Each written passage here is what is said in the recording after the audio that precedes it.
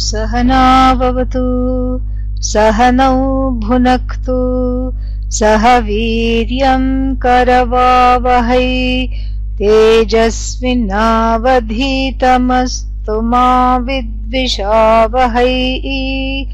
ॐ शान्ति शान्ति शान्तिः।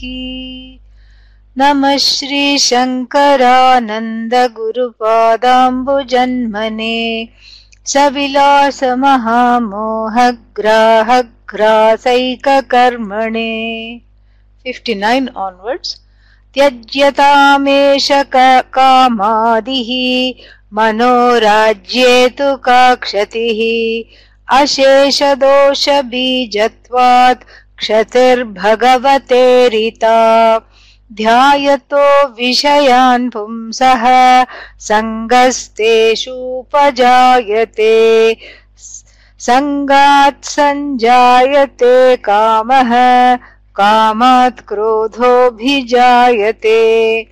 शक्यं जेतुं मनोराज्यं निर्विकल्पसमाधितः सुसम्पादः क्रमात् सोऽपि सविकल्पसमाधिना। बुद्धतत्त्वेन धीदोष शून्येनैकान्तवासिना दीर्घं प्रणवमुच्चार्य मनोराज्यं विजीयते। जिते तस्मिन् वृत्तिशून्यं मनस्तिष्ठति मूकवत् एतत् पदं वसिष्ठेन रामाय बहुधेरितम्। So we saw yesterday the objection, and what was the objection?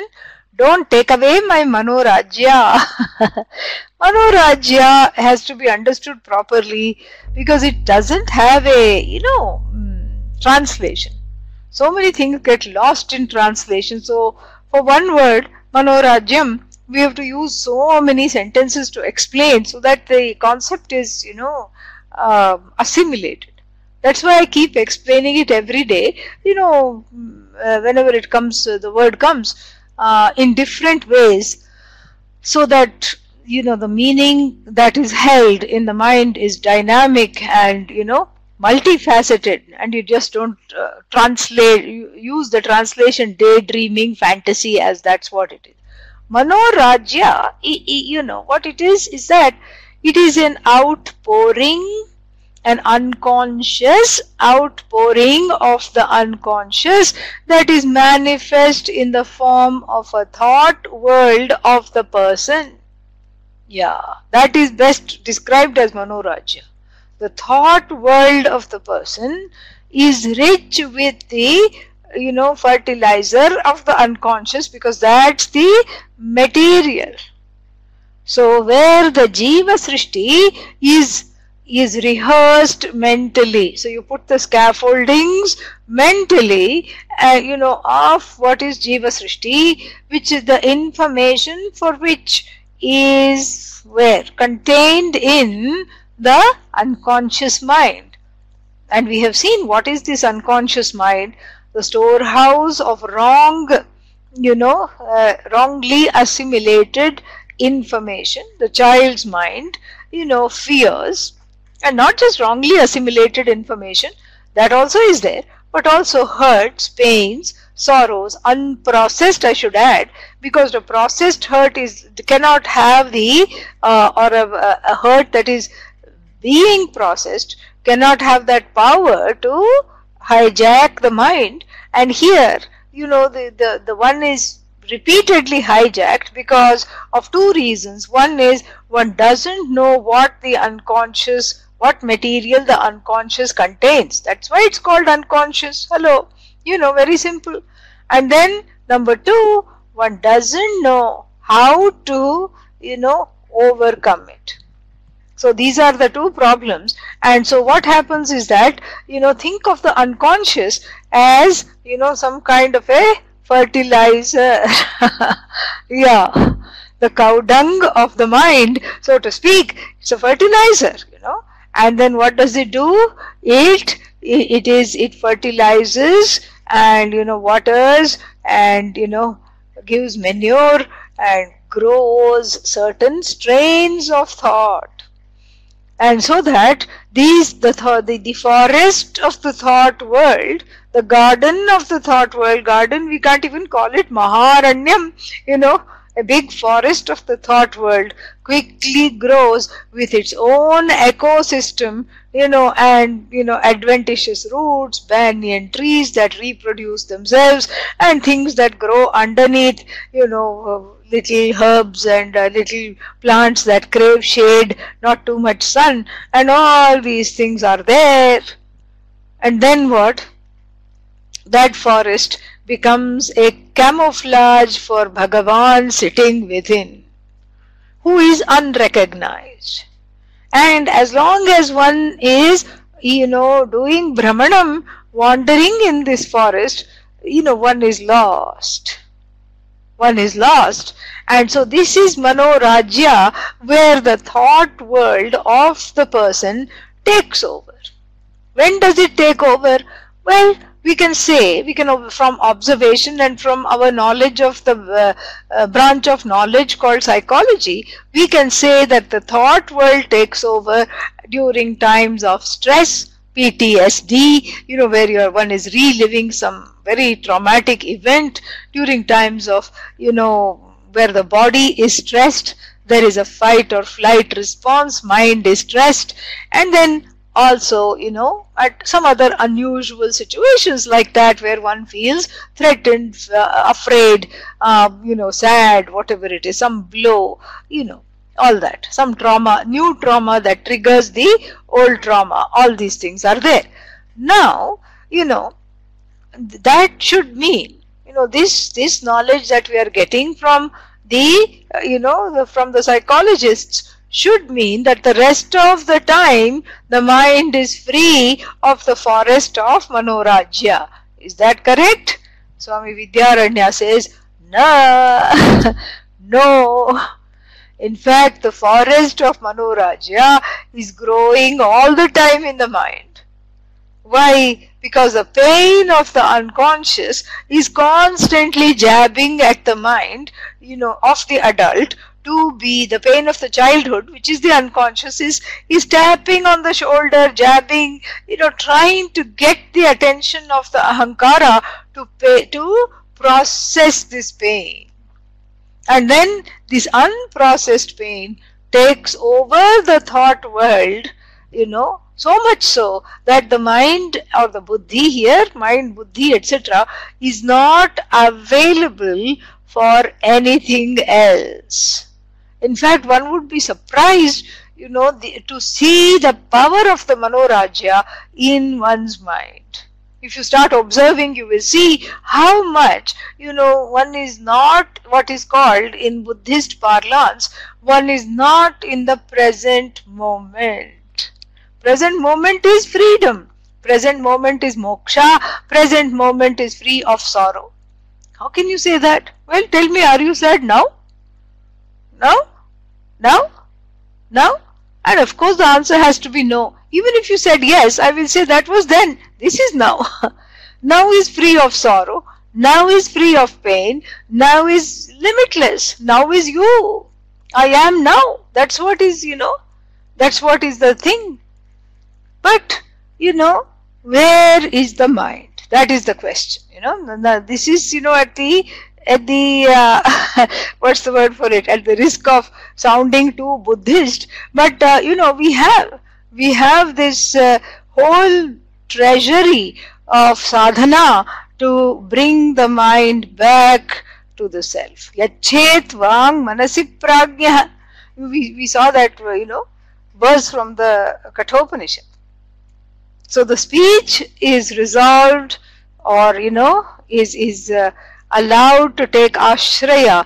It takes refuge in the mind takes refuge in buddhi, the buddhi takes refuge in the 5 elements of which the buddhi is made, and then like that you just sort of make it into a social fact. You don't let these individual thoughts or a train of them. See, Manorājya is a train of thoughts. One thought that is disturbing, you can say, okay, no, I'll just change the channel and go. But this is a train of thoughts that takes over the mind and proliferates. And so it becomes a patterned, addictive, what is that, static thinking, where the mind is just, programmed. So most of the time, if one doesn't have a rich sadhana life, most of the time one is acting out from that programming. That is the whole idea. So acting out from that programming means what? Two things. One is the mind is not available for Shravanam, because the Shravanam is being sieved, percolated, sieved and perceived through these filters of the past, of the addictive train of thought. I am no good, I'm no good, I'm an idiot. See, even the teacher is not looking at me, so that's why I'm an idiot. See, it is confirmed.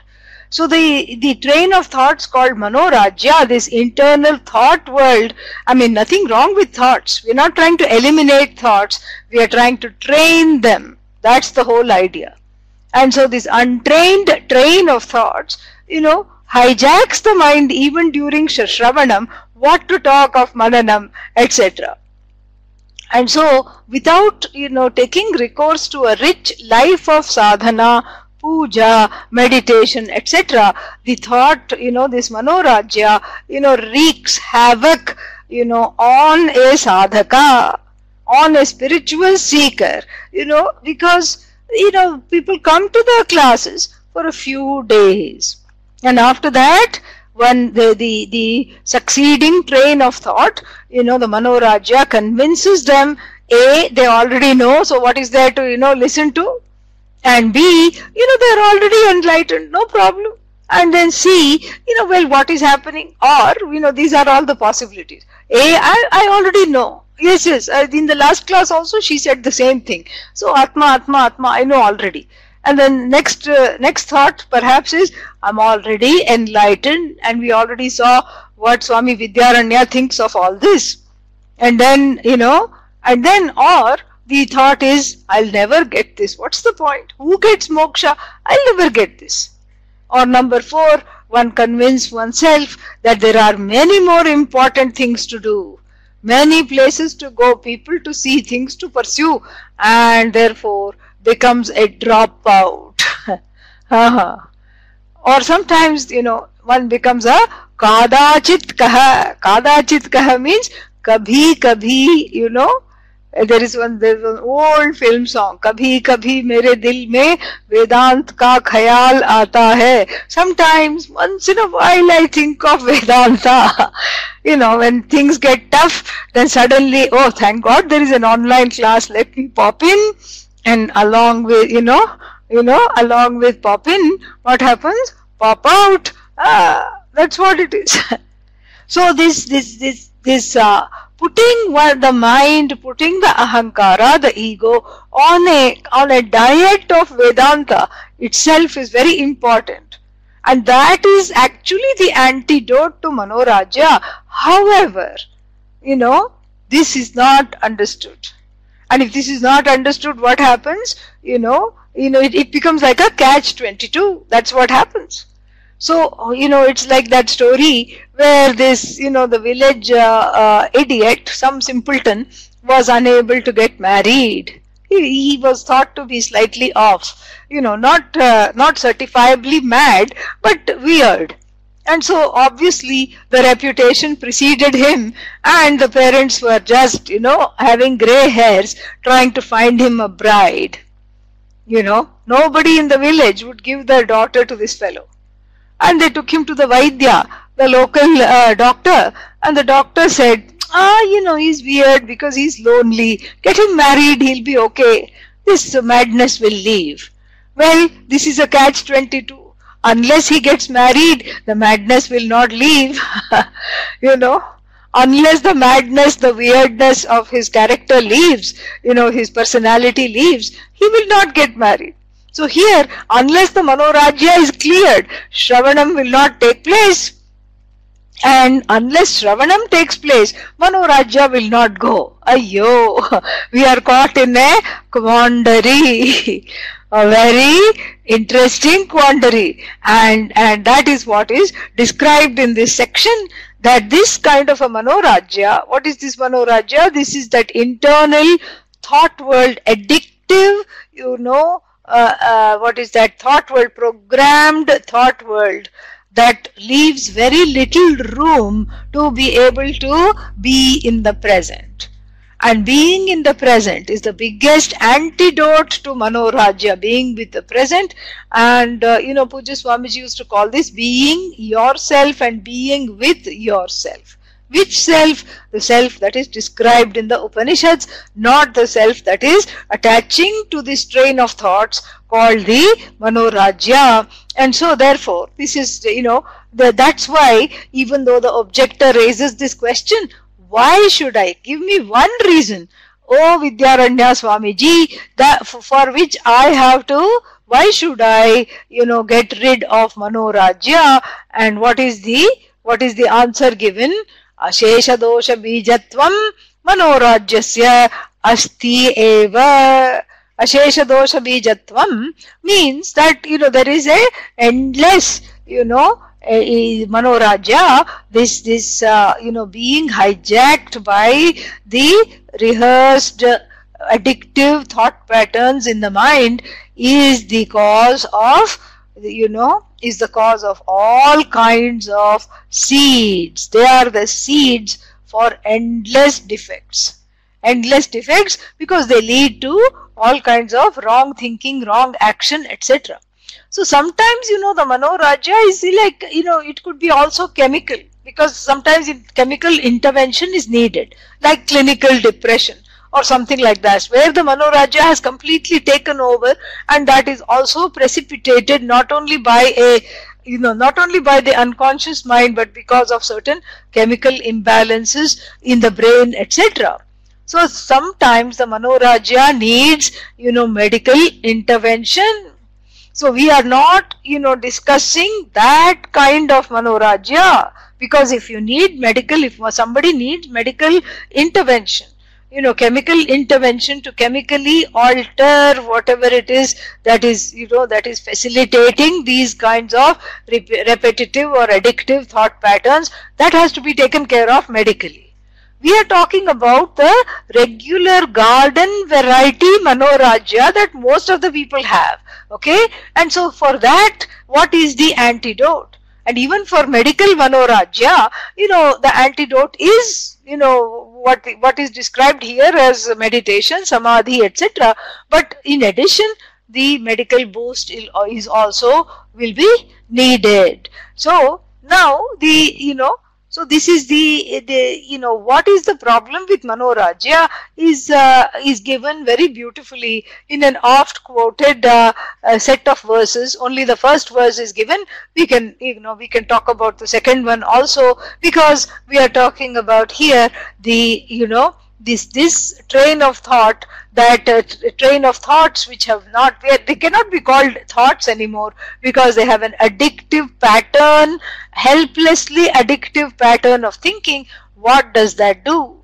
And even though in the Shastra, Vidyaranya Swamiji calls it Manda Ashastriya Dvaitam, because remember yesterday we revised it. So there are two kinds of Jīva Dvaitam, Shastriya and Ashastriya. Shastriya means that which is, confirmed by and sanctioned by the Shastra, which is, Brahmatmaikya Jnana, the pursuit of Brahman, and all the sadhanas therein are Shastriya Jīva Dvaitam. And then we have Ashastriya Jīva Dvaitam, Jīva Srishti, not sanctioned by the Shastras, and that was divided further into two, and one was called Tīvra, the intense variety, and the other one is called Manda, the slightly mild variety. And where does Manorājya come? Is it intense or mild? Very good. It is of the mild variety. So the feeling is the mild variety. No, Manorājya is mild. Yeah. Intense is kāma, krodha, etc. Yeah, please, go over this. Go over this carefully. Go over the distinctions carefully and then you will see. It is not intense, it is classified under mild. So first we have jīva dvaita, divided into two. Sanctioned by the Shastra, not sanctioned by the Shastra. Then that which is not sanctioned by the Shastra is further divided into two, intense and mild. And so intense means kāma, krodha, etc. And then mild means this thought world. Okay? And so this is what is called mild. And then this mild variety, why should it cause problems?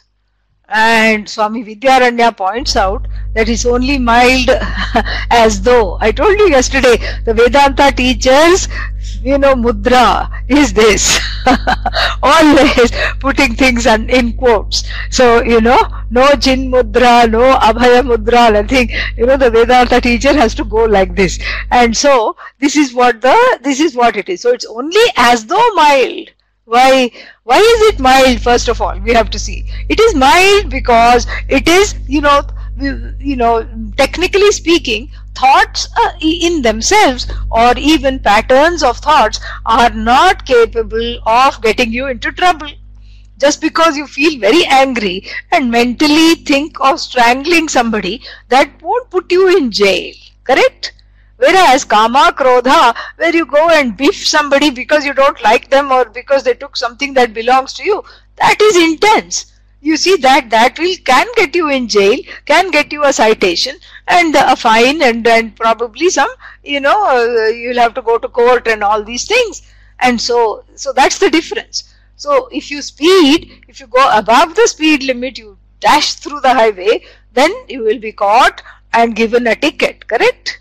Whereas if you just think of speeding, then nothing happens. So that's why it is called mild variety. But Swami Vidyaranya and and Lord Krishna in the Bhagavad Gita warn us that it's only so called mild as though mild. But this mild variety is the seed of the intense passions of raga, dvesha manifest in the form of kāma, krodha, etc. So in other words, the mild Manorājya doesn't take time, to transform itself into intense actions and intense, all kinds of, kāma, krodha, etc. Because you have a thought world and the train of the thought world is pressing upon you addictive thought patterns over which you have no control. Correct? And then what happens? Those, so thoughts turn into words very easily. And that's why we were warned earlier, anya vak vimunchatha. Give up extra words. Don't talk. Talk less. Don't talk everything that comes to the mind. Because that itself is one level of restraint. So here the thought world turns into a world of words. Shabdajalam, Shabdajalam, Maharanyam, we can even call it Maharanavam. It's like a sea of words. Sea of words. And these young adults have, all these very, intense way of describing it. They say, okay, it's a verbal diarrhea. I heard one 20-year-old say this. So like this, it's a sea of words. And it's a sea of words, in which there is a, which is full of all kinds of seaweed and everything that traps. So it's a sea of words in which the mind is totally baited, caught. And so then the thought world turns into a world of words, has the potential. And then the world of words, they are not going to just be happy describing something. As soon as you describe something, you want it, correct? You want it. And so then the words potentially turn into actions. So you see how the mild has become intense, and then the actions turn into habits, because once you have something, you want it again and again and again and again. Habits, action and habits doesn't take too long. Action turns into habit. And then what? habit turns into dependencies. Habit turns into dependency, because you see, if you one action you made, you turned the world upside down in order to have exactly what you wanted. Let's say you checked into a hotel and then the hotel did not have whatever you wanted, and so you screamed, yelled, called the supervisor, called the manager, called the owner, pulled some strings and got them to make you this particular dish exactly as you wanted, because it was the hotel was making it some other way, or they didn't have this palak paneer, spinach and whatever it is, paneer. And the vegans, what do? You can substitute tofu, no problem. So spinach, tofu, you made them make it just like you wanted, and without that the sun doesn't rise for this person. And then what? That habit of having something exactly at this time, at this place, this is what it is, then turns into, either the action turns into habit, where you keep fighting to get what you want. You're not happy with whatever comes. I mean, think of the difference. So a person who is trapped in the mental formation, the vrittis, that I have to have exactly this kind of a cup of coffee at this time of the day, and it should be exactly like this, with this kind of whatever masala or whatever it is, coffee, tea, whatever it is, it has to be like this, and it should be accompanied by 2 biscuits on the side. That is a very miserable person, because one day that may come, one day something even better may come, one day that may not come at all. And so, if you're in your own house, fine, you can fix your life however you want it, you can fix your tea and make your coffee however you want it, no problem. But this is not for when you have some semblance of control in your life. If you're going somewhere on vacation, if you're going to visit somebody, that same thing may not be, in fact won't be possible, because there are many ways of doing the same thing. It may not be possible at all. And then what? And then a habit, turns into dependency. The person becomes miserable. Dependency turns into misery, or dependency turns into anger at not getting the way. And then anger turns into delusion. Anger turns into delusion. You see how from a mere thought of a particular style of making the beverage has turned into delusion. And delusion turns into, a forgetting. It overwhelms one and turns into a forgetting of what one is all about. I'm interested in Vedanta, and here I'm screaming over a cup of coffee that was not piping hot, or whatever it is. I'm having a tantrum over something that doesn't even matter. I'm having a tantrum over mithya. But isn't it a mithya tantrum? Yes, but do you know that? No. Okay, then point is, the point still stands. You're having a everything feels real. The cup of coffee is real in that time. Either the cup of coffee that is warm, or the cup of coffee that is not according to your taste. And it has come without the aforementioned biscuits, all these things. It all seems so real, and your own emotional barrage of not feeling wanted and loved because of the cup of coffee not being how you wanted. What is the connection? No connection. No, they were careless, they don't care. It's not that they don't care. It may not be that at all. It may be that this is how they drink their coffee and they made it this way for you. So somehow that cup of coffee translates into being unwanted. This is Manorājya. And this is the power of this Manorājya cannot be underestimated, says Swami Vidyaranya and the Bhagavad Gita both. And in this quote, because Swami Vidyaranya says, why bother to summarize this quote? Why should I, use my brain cells when Bhagavan Krishna has put it so beautifully? I am just going to, quote it verbatim. And so this is what the whole thing is. So the quote we are going to see soon, but I'm already explaining it, how the thought forms degenerate into whatever these actions, and those actions of screaming at somebody, yelling at somebody. And Adi Shankara in the Bhashya to these two verses says Guru napi drohayati, meaning the person is so out of touch, out of line, and completely the ahankara, mind, etc. The ahankara is identified with the mind is identified with the pain of the past, and then so the person even fires the Guru, yells at the Guru. And here Gurun api means usually people worship the Guru. They are very respectful because this is the source of knowledge. But this person is so distraught that the person throws away, he does not hesitate to throw away the Guru. Adi Shankara adds to this.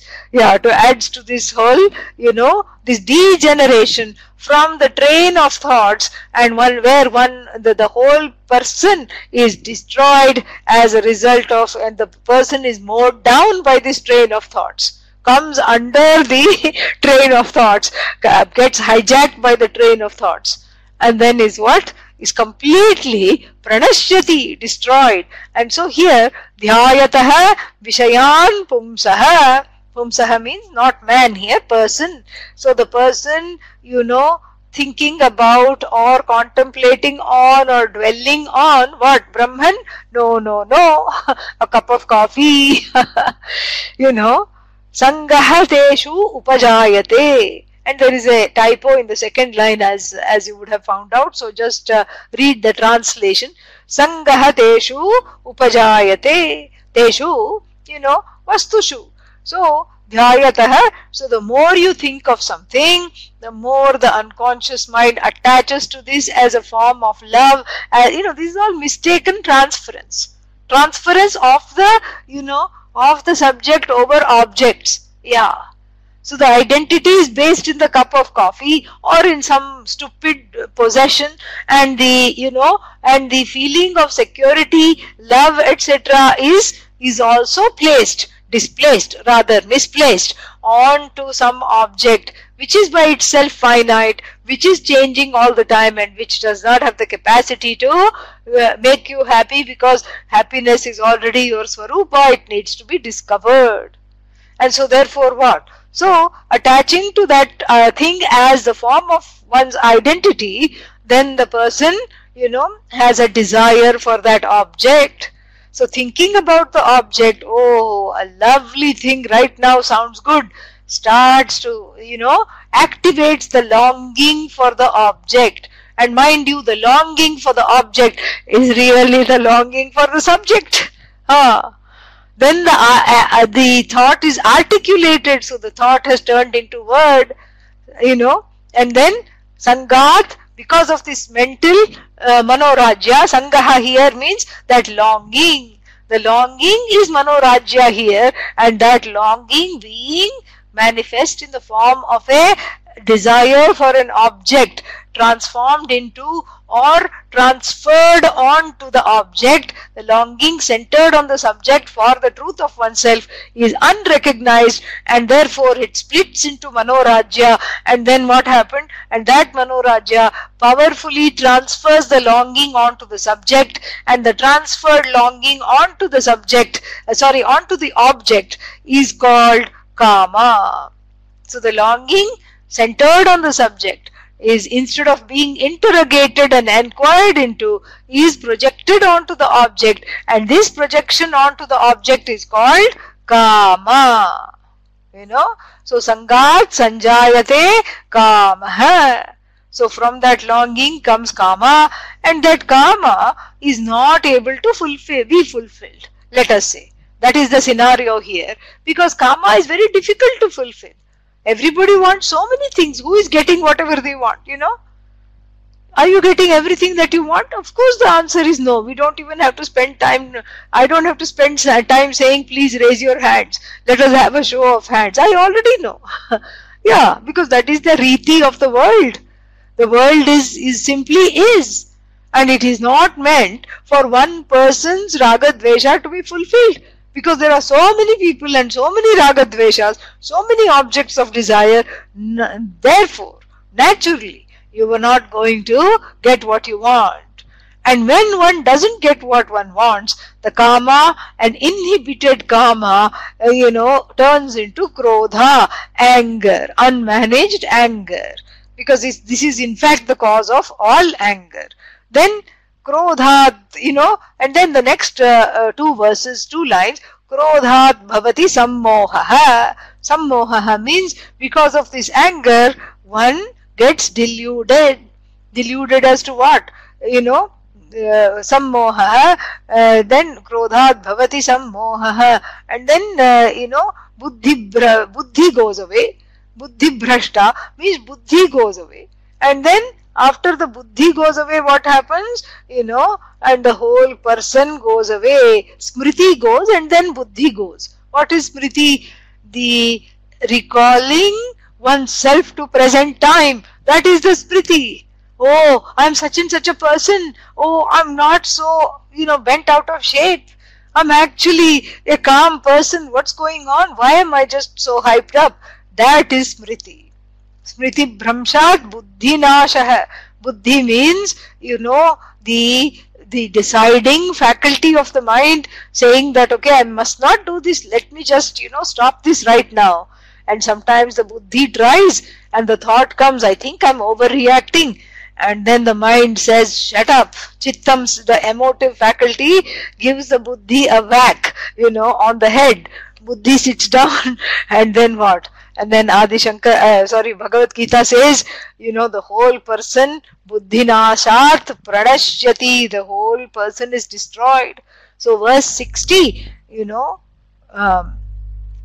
talks very beautifully about the reason why Manorājya must not be ignored.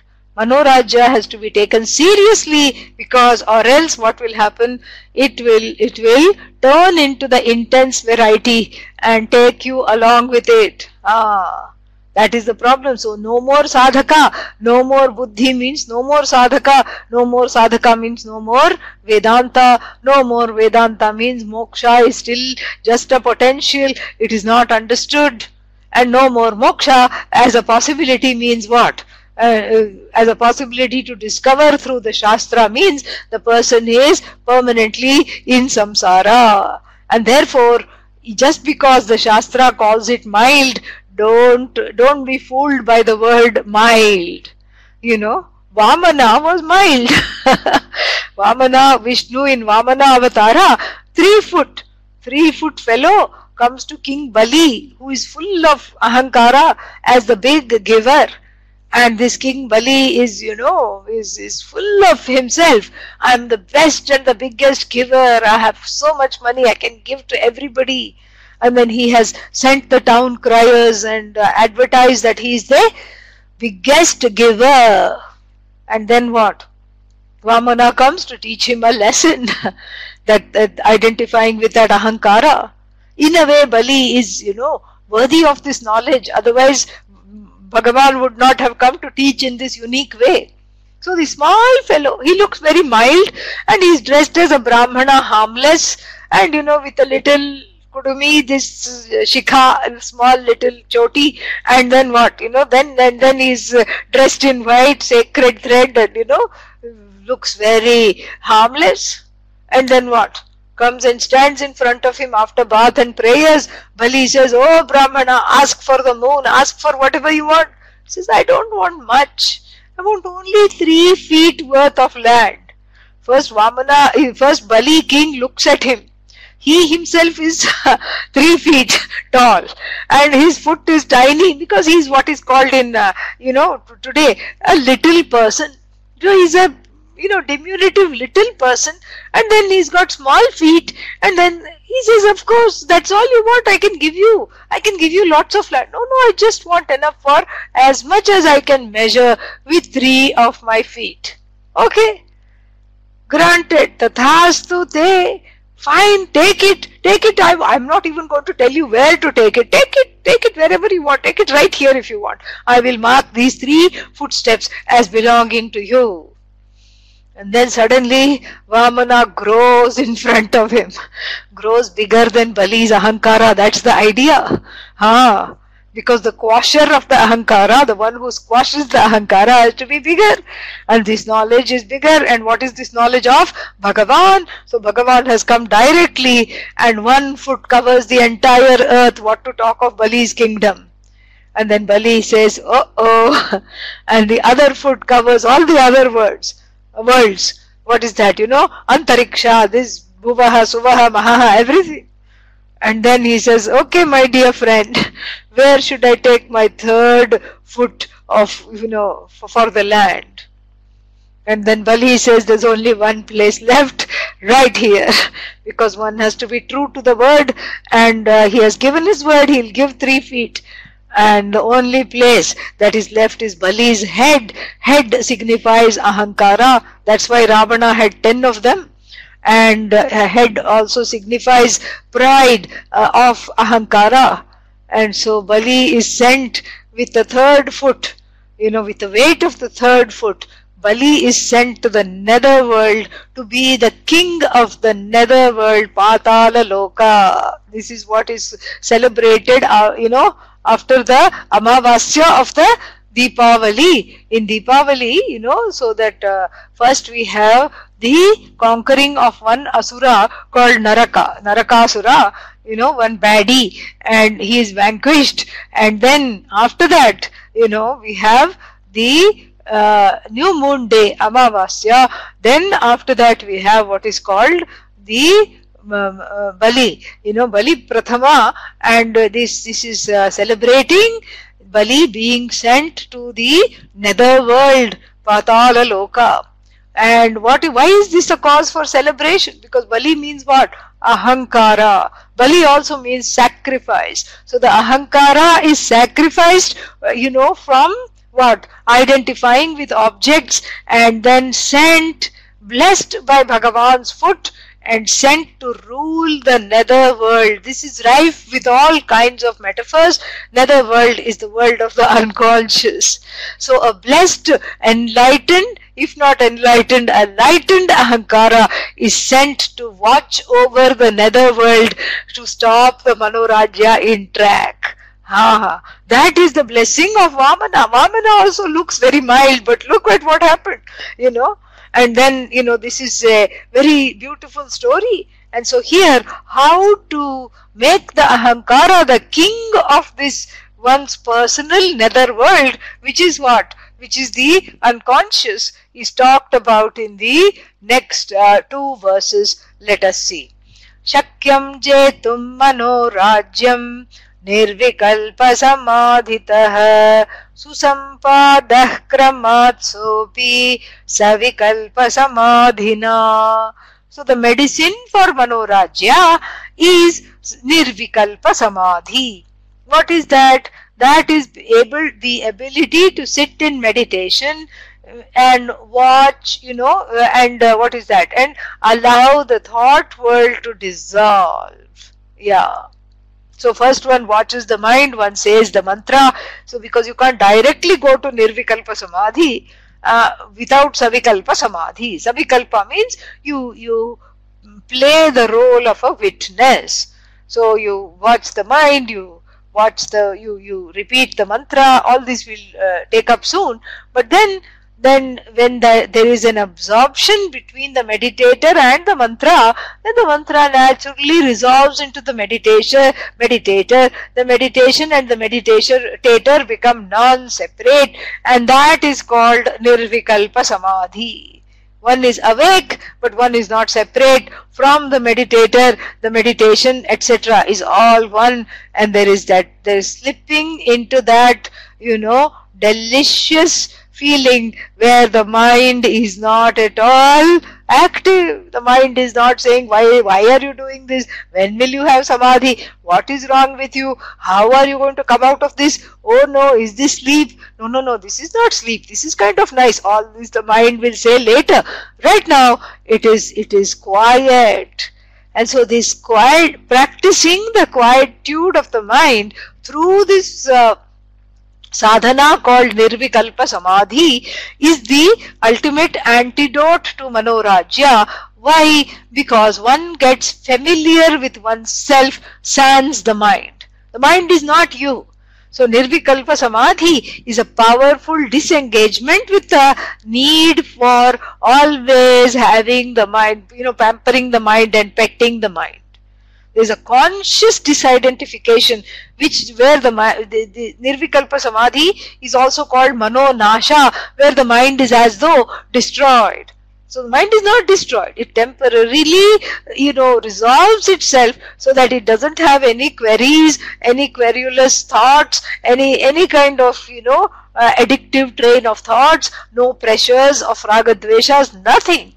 And so when you familiarize yourself with the I that is not connected at all to the mind, then that is, making the mind free, of what is called Manorājya. It is, this is what is this is the antidote.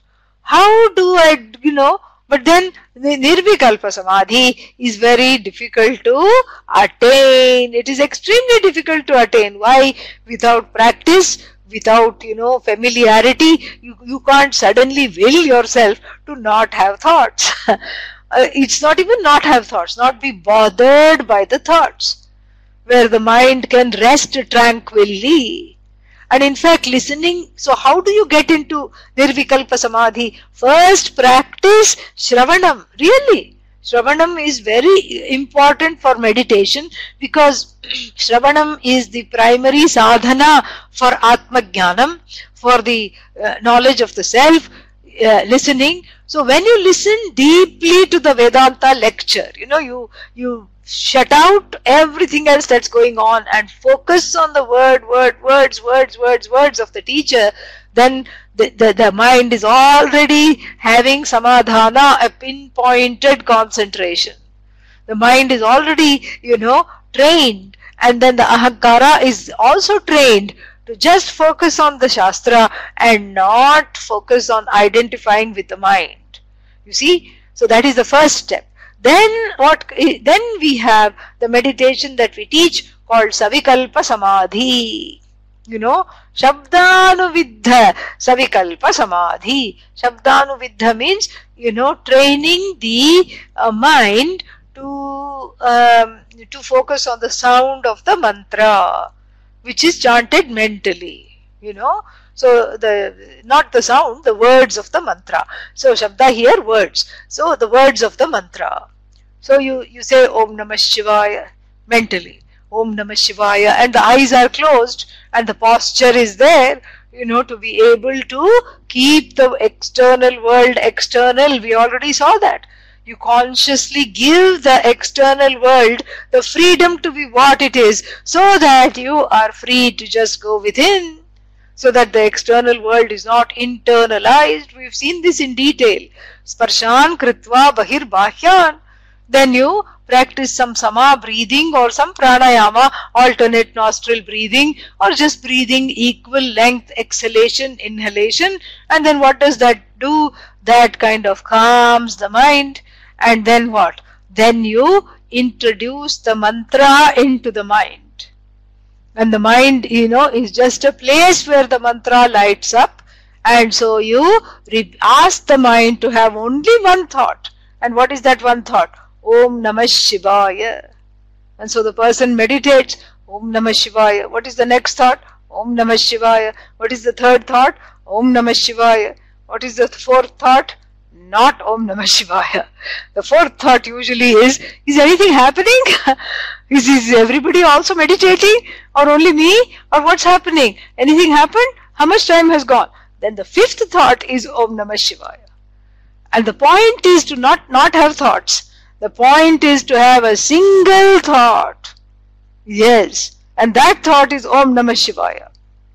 And so the Manorājya, which is a train of thought, is replaced, very ingenious, is replaced by a train of thought, which is what? Om Namah Shivaya, Om Namah Shivaya, Om Namah Shivaya, Om Namah Shivaya. So the mind is on a mono diet of Om Namah Shivaya, is tethered, is like a dog on a leash, there is no room for it to go. It goes this way and the master pulls it. No, you can't go in there, you have to walk straight, in a straight line. And so distractions happen. That's not the point. If there were no distractions, it would not be savikalpa samadhi, vikalpena saha vartate. That which is with vikalpa means with the distractions. So, in fact, distractions are okay as long as you bring the mind back on the diet of this thought. So therefore what? Therefore, with the practice of savikalpa samadhi, the idea is what? The idea is what? You will have, a say over the mind. Who is holding the leash? The lightened ahankara is holding the leash. Yeah. The ahankara is the swami of the mind, not the other way around. In Manorājya, the ahankara says, never mind, oh mind, never mind, I give up. Like sometimes when you see the people taking the dog for a walk, I am confused. Who is taking who? Sometimes you see this person, straining at the leash and the dog running wherever it wants. That is what is called vijatiya vritti pravaha. Pravaha, flow. Vijatiya, various random and varied and many vritti thoughts. So this is Manorājya, vijatiya vritti pravaha. This is how we lead our lives. You see something, you think about that, and that attaches to something else and takes you somewhere else. And Pujya Swamiji's famous example, you think of Honda, and then naturally you think of Bonda, because there is a rhyme. You can't say without rhyme or reason, Bonda came. There may not be a reason, but there is a rhyme. You think of Honda because you saw one on the way to your work or something, on your walk. You saw a Honda, and then you said immediately, you thought of hot Bondas.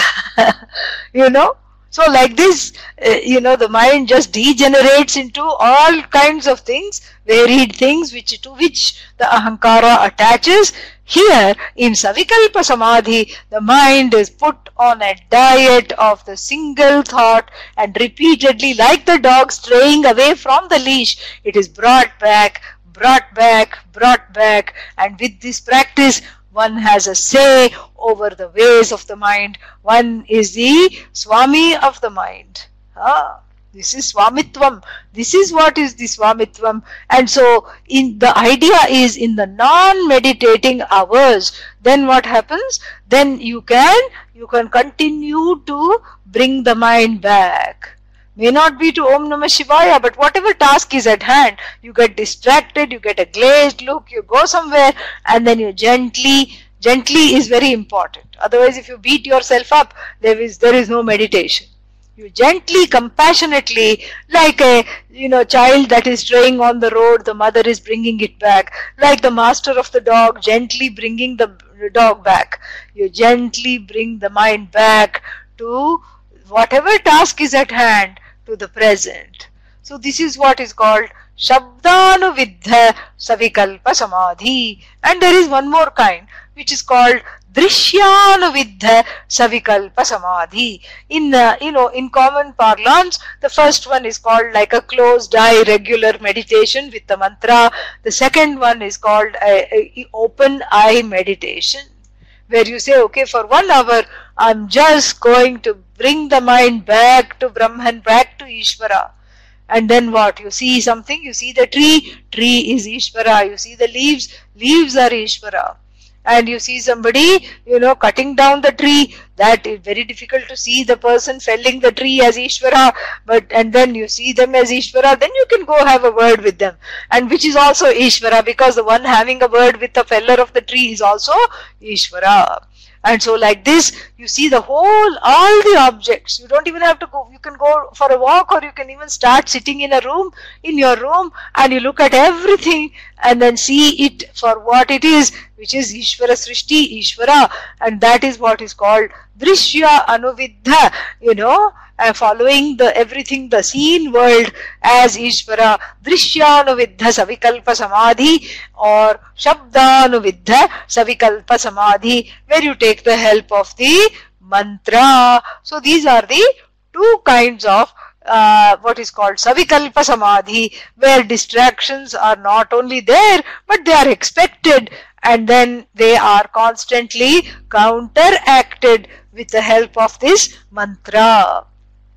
That's why we bring in the mantra, because without Īśvara you cannot have Savikalpa Samadhi. That is why the the definition of meditation is Saguna Brahma Vishaye Manasa Vyapara. Manasa Vyapara means mental activity for which is centered on Īśvara. Sagunam Brahma. And so Manasa Vyapara, mental activity. Planning to rob a bank is also mental activity. But that does not constitute meditation. Why? Because there is no Īśvara. Or even thinking a meaningless thought is also mental activity, but that does not constitute Savikalpa Samadhi, again because there is no Īśvara. So the presence of Īśvara brought into the form of a mantra, or so overlaid over all the objects. In fact, we see the subject in and through all the objects. That is what is called Savikalpa Samadhi. And with this practice, Manorājya is, made into a stream of Īśvara thoughts, completely one-pointed, single-pointed, and then what? Samadhanam takes place, and from there, the ability to see that the mind has no hold over you, that the mind actually disappears, is very easy to see in Nirvikalpa Samadhi. But then that is just to conquer Manorājya, some Nirvikalpa Samadhi, where there is absence of mantra, thoughts and separation, is not moksha, because you come out of it. Moksha is that from which there is no going back. And then the next verse, I'm going to take a few minutes more today because I want to leave it at a comfortable place, not kind of midstream. Buddha tattvena dhi dosha shunyena ikantavasina.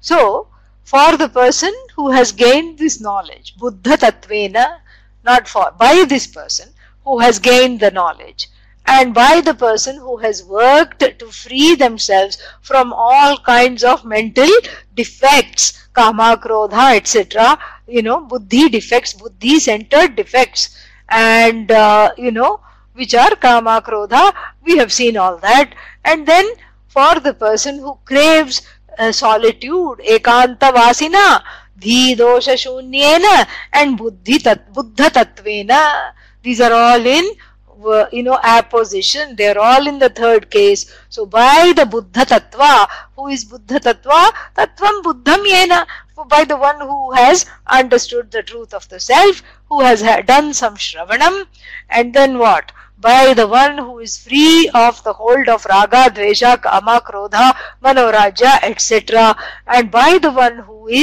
has a love for solitude, Ekanta Vasina. Then what? Manorājyam jinkyate vijiyate. Manorājya is what? Conquered. Manorājya is overcome. One is victorious over Manorājya. How? Dirgham pranavam uchcharya. Dirgham, long. Pranavam, onkara. Uchcharya, having enunciated, meditated, repeated the onkara. So it's not that the onkara has to be long. In fact, it shouldn't be long. Otherwise, otherwise people will look at this and say that this dirgham qualifies pranavam. So I have to say, Om.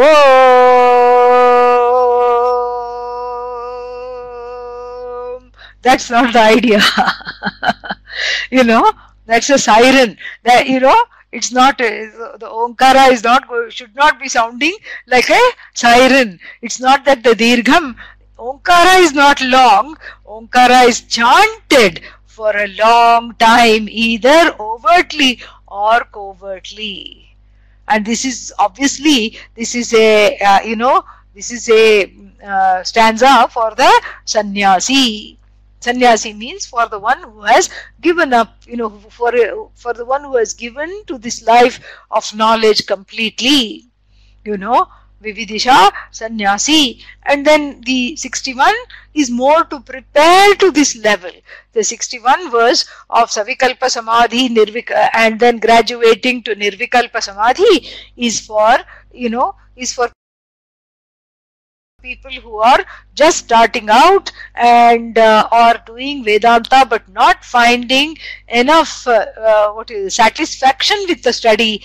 So boost up the study with the meditation, which helps you to prepare the mind for Shravanam, and and also cut down on the Manorājya quotient.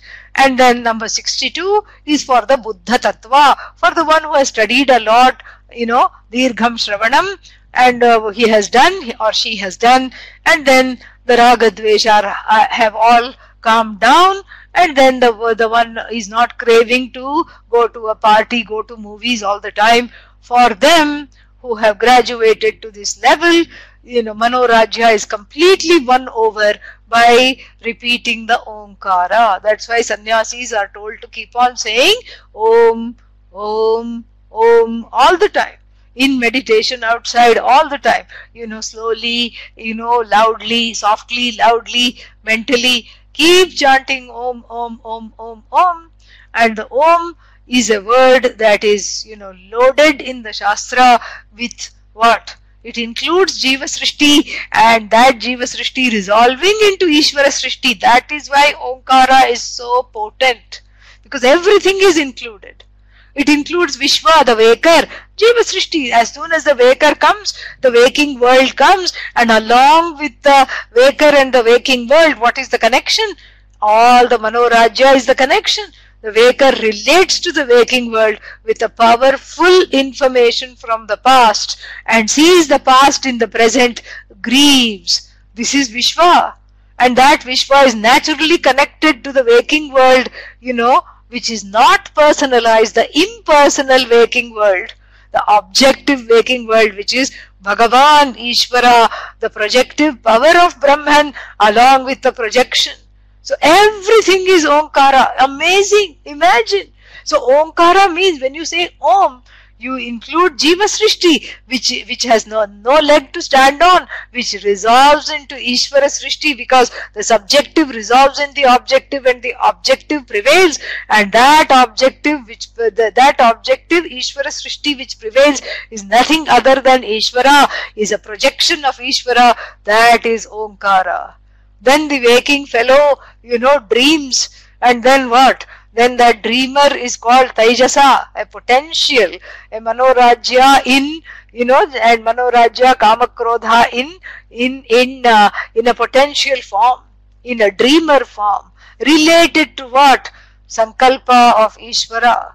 So the distorted sankalpa of the jīva with the objective free of raga dvesha sankalpa of Īśvara is also included in Omkara. And then what? And then finally the sleeper, the one who has no Manorājya, and then Īśvara in repose without the Jagat, is the objective version of the sleeper, is what? Is connected to, resolved into this Īśvara without the Jagat. So Taijasa, Hiranyagarbha, and then finally what? Prajna. Prajna means the Prakarshena Ajna, the one that is not, not knowing anything, resolving into Īśvara. All of this is included into Omkara. And then what? Yat, gunatitaha, yat kalatitaha, that which is free of all gunas, all time, past, future, present, future, is also what? Omkara, Turiya. Omkara, the one that is observing all these states, not part of any of these states, unafflicted by these states. The one that is visiting these states of waker world, waking world, and then sleeper, sleeping world, dreamer, dream world, the one who is visiting this state, the one who made these states, is just that consciousness, and that consciousness visits the states as the waker, as as Maya, and as Hiranyagarbha, as Taijasa, as Prajna, as Īśvara. But then that Īśvara is what? Satyam Jnanam Anantam Brahma, the one who is who is free of all the states, and meditating upon that self in the form of Satyam Jnanam Anantam Brahma, one is freed totally of Manorājya. Manorājya goes into hiding, doesn't come out. Very, very important. And so we'll close here and see the rest tomorrow. Om Purnamadav Purnamidam Purnat Purnamudachyate Purnasya Purnamadagya Purnamevavashishyate. Om Shanti Shanti Shanti. Harihi Om Shri Gurubhyo Namaha. Harihi Om.